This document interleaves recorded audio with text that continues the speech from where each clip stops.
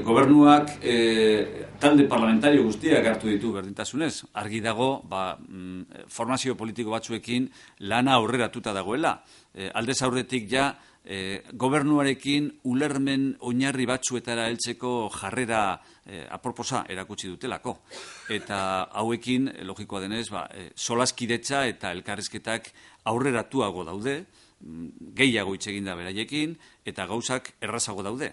Beraz, lehenbiziko urratsak beraiekin emango ditugu. Horrek ez du esan nahi gainontzeko talde parlamentarioak bazterran uzten ditugurik.